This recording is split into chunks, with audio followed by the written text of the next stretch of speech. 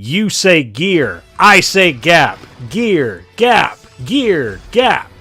Well, that doesn't happen yet, but we're pretty much going to see it at some point anyway. So first and foremost, let's go ahead and look at this team real quick. So this is Rylet, Mediator, Kawerik, and a Rimuru. This is some really, really old shit. Like, really old. So at first you might be thinking, okay, so what? The Mediator Kawerik's there to like maybe probably buff the Rylet or something, right? Well, no. Rylet already gives himself attack buff at the beginning of his S3 every time. And the only thing that this Mediator Kawerik is there for is to provide extra buffs for the Rimuru to go in. Had the Rimuru been a little bit faster, he might have been able to do enough damage to kill my Krau, because I don't think he hits 10k right here. Nope, he doesn't. So maybe if Rylet was still alive, he might have been able to do that extra little bit of damage. It wouldn't have killed my Krau, but it would have done a lot more damage. Either way, that's all the Mediator Kawerik was there for. So, Shazam, you already see, we're already done. So, the reason why this team is, like, kind of not great is because anytime Rylet's on a defense, Rylet's actually not a very good defensive option. Because if you just have a Doris that's ready with you, if there's not 2 dark units or like 2 oppressive forces that can go into the Doris, it's not a threat.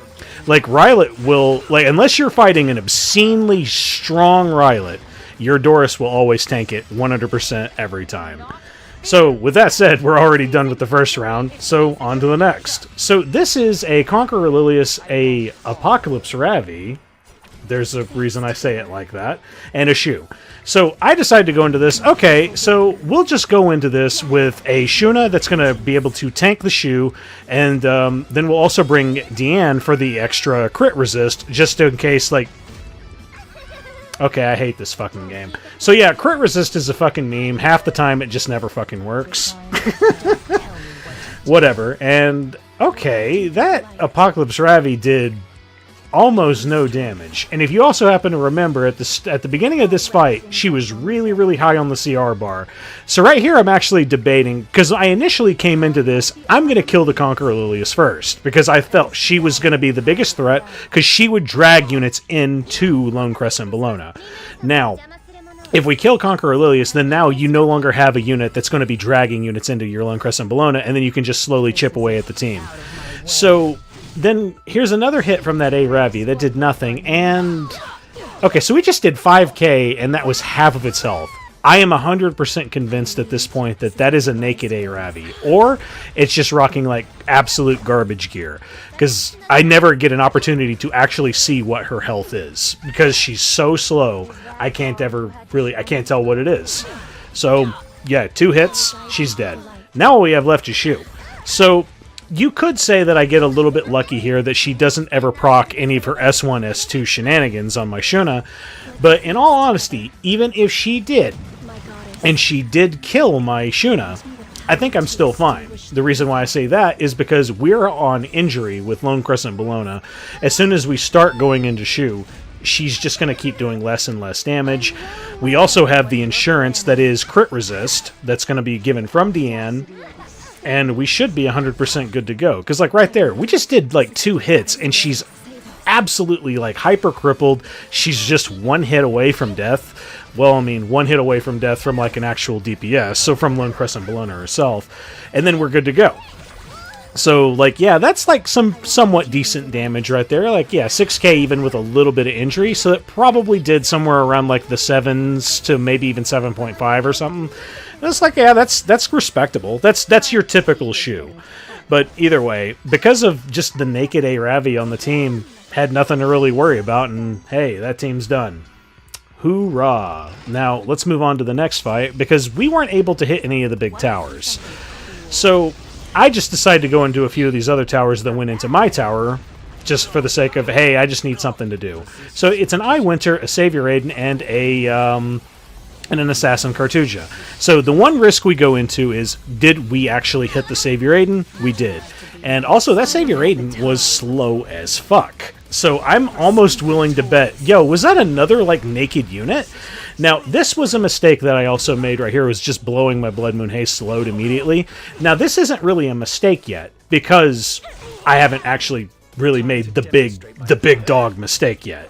So first we go in with our Jecht because he's not going to be debuffed because of how he functions. Now here's the mistake. I was like, okay, you know what? My dick's pretty big. Let's go ahead and just go into the Winter right now. I don't feel like I'm going to face any of the consequences of my actions at all. And we miss on the first hit. So surely we're not going to miss again. Oh fuck, we missed on the second one. So with that being said, well, if it isn't the consequences of my own actions. Now Jecht is dead. And she's going to go straight into Zahhak. So now he's the lowest health, which also means that Assassin Cartuja is going to go into him. So now I'm in like a horrible RNG situation. The fact that, and I get insanely lucky. I do not deserve this win in any way, shape, or form from the actions that I have already done. But thankfully, I wasn't provoked a second time, nor was I stunned ever from the Winter onto my Zahhak, and I can just go in, kill that, and now all that's left is Winter. She has one hit left on her. Any hit from anything will kill her, and it just does the job. So, I'm dumb. But either way, now we're going into some Spirit Eye Celine shenanigans with Belian and ae-KARINA. And, well, the thing that I immediately thought was, okay, so why don't we just bring ourselves one really, really strong Dark Bait with a Shadow Knight Pyllis, who's also going to provide def buff to the whole team, as well as herself. Last Rider Krau, who's going to be able to go into the Spirit Eye Celine freely because of the non-critical hit on the S3. And then also just any and all counter procs that we're going to get from Belian, that's just going to ultimately help us. Now, the other thing as well is I'm pretty positive that this Belian is not on injury. So, like I've said before, if you're ever fighting a non-injury Belian, like a counter Belian, and you have Roana on your team, congratulations, you have a free win. 110%.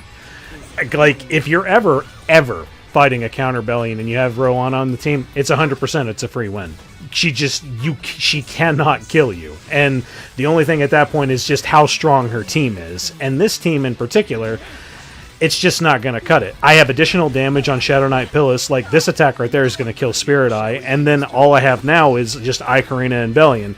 So I'm free to just go in with Last Rider Krau S3s, hope that I get a counter. Didn't get one that time. But now, like, ae-KARINA is just focusing on a unit that she absolutely cannot kill, that being Shadow Knight Pyllis. So the only two units she'll even go into is LRK and Shadow Knight Pyllis. And she's, like, already at, like, half health. She's probably going to die pretty soon. And one more turn left until LRK gets his S3 back again, because, bam, that goes into him. Hey, another turn reduction. So, next turn, he gets to go in. And this is going to kill the ae-KARINA. Now, then I believe Belian is going to be left with, like, just a little bit of HP left. But, of course, like I've said before numerous times, not injury. I don't give a shit. What do I have to worry about? Like, now you could honestly hit auto at this point and then you win. But, like, hey, it's super close. We'll just, finish out our matches. Because, there you go.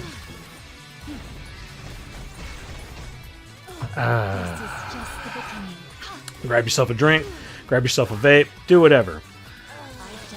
And Shazam, that is round numero dos. Holy hell, we're only 8 minutes in and we're already almost done. You're getting in my way. Holy fucking shit.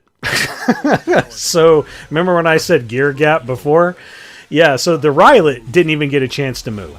So, okay, if I get to go first with Zahhak on a 220, which isn't even really fast by today's standards, like, if you want to be zooming with Zahhak, a lot of people, like, run him at, like, 270 or 260 or some shit, which I just refuse to do. I like having damage on my Zahhak. It's just the way I run. So I went into this with, like, with Armin, Magic Scholar Doris, and Zahhak, because I was expecting to be, like, hit first. And straight up, I think this shoe might actually be naked as well. Because look at this damage.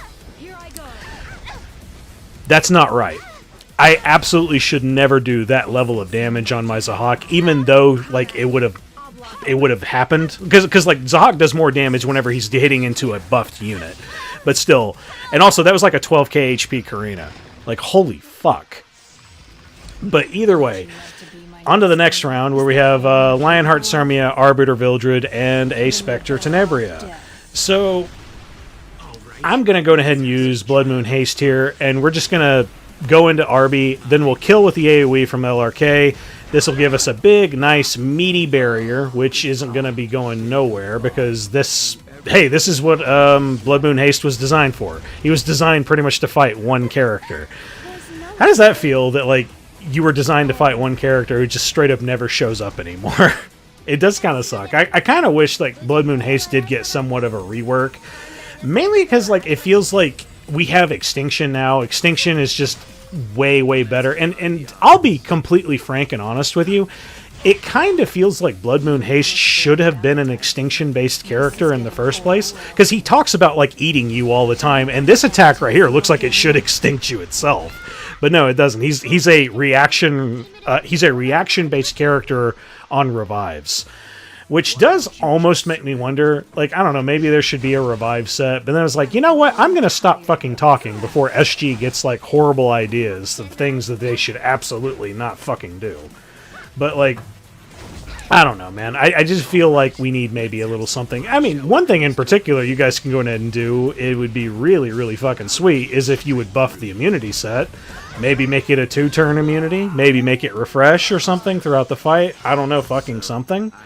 Oh, hey, looky there, the fight's over. Yeah, like I said before, a gear gap. So, I mean, with that said, like, that was the whole Guild War. It was very, very simple, very, very quick. It was a little bit too quick, actually. So in that note, I guess I'll go ahead and I'll recommend something real quick. One video that I found not too long ago, like, none of this has to do with Epic 7 anymore. Like, fuck it. It's not important at all. But I found a YouTube channel called Tomorrow's Teachings. And this is probably some of the funniest shit I think I've ever seen. So, if you know what Darman is, it's basically like these really shitty after-school special like kind of videos, like, hey, we're trying to teach the world about, like, how to have a good moral lesson, or just some stupid bullshit like that. Stuff that nobody actually really believes. But Tomorrow's Teachings, like, takes some of this, like, stuff that goes on into it to, like, such an insane degree. And I'll go ahead and I'll set the scene for you right now. This one has a video called Hot Mom Takes Autistic Son's Dick Pic. You won't believe it!